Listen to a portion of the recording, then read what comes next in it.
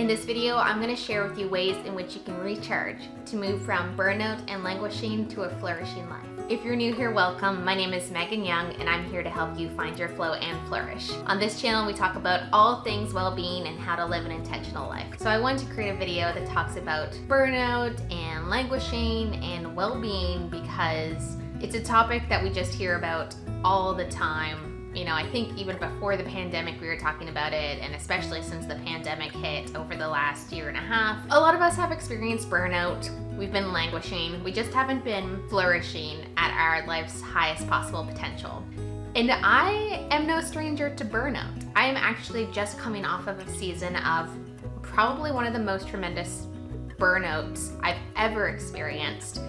Just with a few elements that came together, created this perfect storm, and bam, I was out. I was down for the count.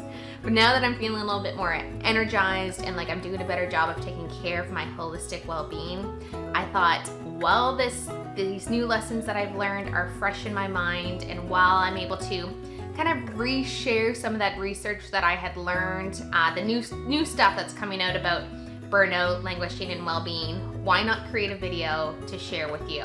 I think anytime that we experience a season of burnout, that it's just another opportunity for us to learn and to continue to peel back those layers, trying to figure out what us as unique individuals need to feel well, to feel whole, and to feel in alignment with our lives.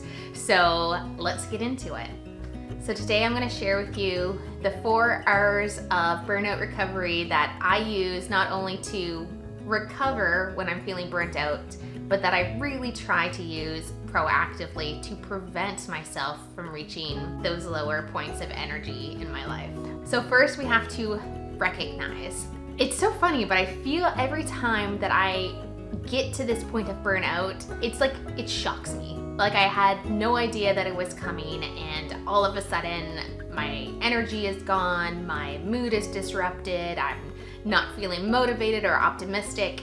And it's almost as though, looking back, there were so many warning signs that I either just was too busy to pick up on, or I ignored because I was trying to push through, or I was just trying to not face the reality of the fact that life was kind of difficult at that point. So I think it's really important that as unique individuals, we begin to know our own signs and symptoms of burnout. They're the classic ones that the WHO give as their definition, but I think it's important to know specifically what yours look like. For me, that looks like starting with drinking a little bit more caffeine every day. I do love coffee, but when I'm hitting those 3 and 4 cups of coffee each day, I know it's because my energy is low and I need some sort of external push to keep me going. I tend to get frustrated more easily with my friends and family and coworkers and those I supervise, which really isn't in my nature. So that sign or symptom really only shows up when I'm feeling more burnt out. I feel tired all the time. You know, I get that great 8 hours of recommended sleep every night, but I wake up in the morning exhausted, wanting to go back to sleep, wanting to roll over and ignore my alarm that's going off. And then all day long, I feel as though I'm catching up. That's where the more coffee comes in, and that's where I guess the frustration and the inability to focus and concentrate also comes in. And what's really counterintuitive is that when I'm kind of spiraling down this burnout hole, that I actually tend to take on more because I have this desire or this need to prove that I'm fine, that I'm doing okay, and that I can take more on. And then what ends up happening is that by taking more on, saying yes instead of no, I'm just adding to the fuel of burnout that eventually is going to lead me to not such a great place. Those are some of my signs and symptoms. I encourage you to start to do some reflection on what burnout looks like to you.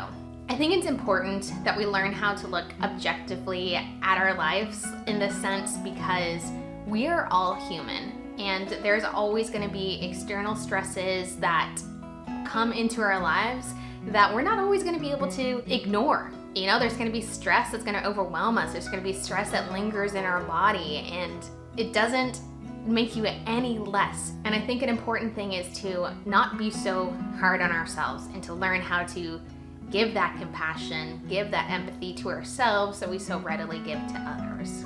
So after we recognize that we're not doing so well right now and we could be headed towards burnout, the next step is to release some of the stress that your body is holding on to.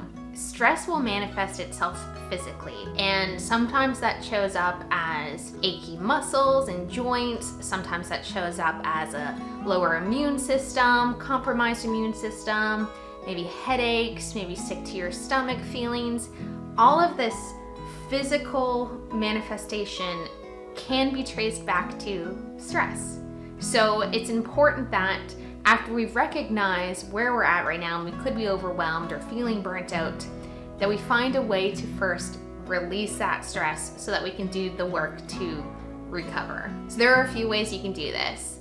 One, you can grab your journal and your pen and you can make it a regular habit to write down how you're feeling. I find when I journal that I tend to write down things I might have been thinking about, but that I hadn't really quite acknowledged. And then when it's there in front of my face and I'm reading it, it's kind of hard to ignore. You can talk it out. So this could be with a trusted friend, partner, family member, or a mental health professional. And I've said it before and I'll say it again. I think one of the best things we can do for our own well-being and mental health is to seek guidance from a trained professional. Moving your body through physical activity is a fantastic way to release the stress, release the cortisol in our body to feel better. So I recommend finding some sort of movement that you really enjoy doing. For me, that's running, it's yoga, it's going to the gym.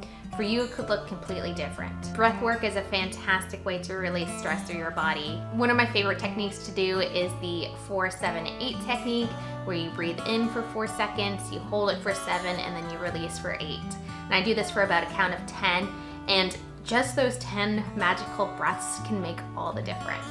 Spending time in nature is another fantastic way to release. I think that we all just need a little bit more nature time to be able to reconnect, unplug, and just tune into the natural world around us. It always amazes me how good I feel after I've spent some time in nature. And finally, flow. Engaging in an activity that brings on a state of flow for you can be such a great opportunity to release that stress and to just be truly mindful in the present moment that you're in. I've made a video all about how you can achieve flow state, which I will link right here. The next step is to rest. And sometimes this is the most difficult step when it comes to burnout recovery. And speaking from my own personal experience with it, it seems like it's a waste of time, which is so silly to say out loud, but it seems as though instead of just stopping and slowing down, what I need to be doing is doing more to help myself recover faster. But that's not what our body is craving. Our body is needing some time to just regroup and just allow it to relax. There's this great TED Talks video where this woman goes into the 7 different types of rest that we as humans need, which I'll definitely put in the comments below, and I highly recommend you check it out. One of the biggest lessons that I've learned this year is that rest is wonderful and it's fantastic, but it is wasted if we do not fully commit to it. There are 3 things that I found to be super helpful when I'm trying to buy into rest and why I need it. The first is giving myself grace. I don't need to be this high-performing perfectionist all the time. I'm allowed to slow down, to relax, and to do things that I enjoy and that give my body the energy and the life that it deserves, so that when I want to go back out and do those things, I have recovered fully. Number 2 is to forgive. Forgive myself for getting to this place again, forgive others who might have put external constraints on me, to just forgive the situation for what it is and be able to just focus on what needs to be done to change it. And number 3, having self-compassion, knowing that I am human, you're human, we're all human, hard things are gonna come up, and that it's okay. We're all learning as we go, and that's exactly as it should be. And the 4th R is to reset. Burnout truly is an opportunity to learn and then to make changes so that you can live your life in more alignment and enjoy it to its fullest possible potential. Reflection is one of those tools that we can use in so many aspects of our life, but I believe it is absolutely crucial when it comes to burnout and when it comes to improving our overall well-being. Without using reflection as a tool, we're never going to be able to look back and see what brings us down versus what picks us up, what is stressful versus what gives us energy. We need to use the tool of reflection to learn what makes us unique and what motivates us in life. So an activity that I would like to suggest would be to write down on a piece of paper 2 categories: activities that drain me and activities that give me energy. And then just do a quick, non-judgmental brainstorm of which activities in your life would fall into either of those categories. For me, draining activities are sitting at my computer desk all day long, maybe watching too much Netflix. Activities that give me energy and recharge me would be going for a run, drinking lots of water, and spending time in nature. Once you have these 2 lists, see how you can remove some of those activities that drain you and add in more of those activities that recharge your energy. Put your focus on taking small, micro steps in the right direction, because just like James Clear says, every habit that you take on is a vote for the person that you want to become. All right, my friends, I hope that this video was helpful in giving you some tools and tips for burnout recovery, and hopefully some things that you can take on to prevent burnout and languishing in the future. Until next time, take time to take care of yourselves, and I will see you all very soon. Bye. You can't half rest. You gotta go full.